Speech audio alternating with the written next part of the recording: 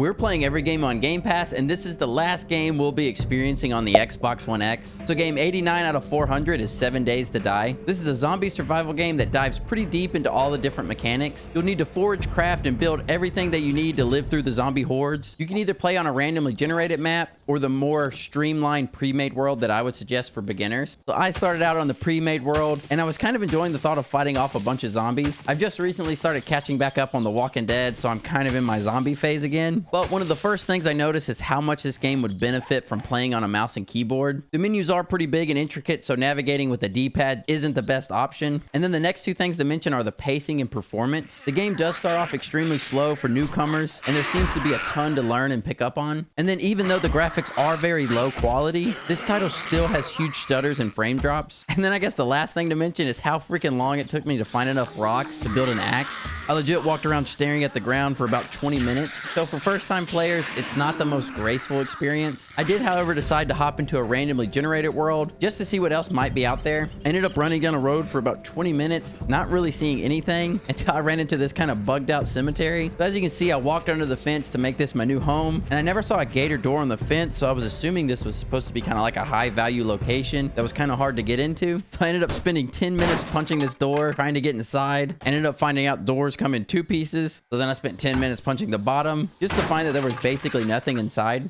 And then a zombie dog and lady started screaming at me through the fence, so I was like, well, this game kind of stinks, and I got off. I know I didn't technically play this game the 100% correct way, but I've kind of realized I don't care for these more realistic survival type games. I know The Long Dark isn't the exact same, but it does have some similar concepts that just aren't fun to me, and I struggled to get into that game as well. So when I take into account everything that I experienced in 7 Days to Die, the rating does suffer pretty bad. The controls weren't great, and the graphics were really low quality, even though the game was still struggling to run. The game loop was pretty boring to me, and I ran into bugs in just a little bit of time I put in. So in the end, I can't give this game any higher than a 3.9 out of 10. Now, I'm not saying it's a complete waste of time or anything, and that if you're wanting to find a realistic zombie survival game, I do suggest trying this one. Just maybe use a mouse and keyboard. Thank you all for watching, and I'll see you on the next one for our first game on the Xbox Series X.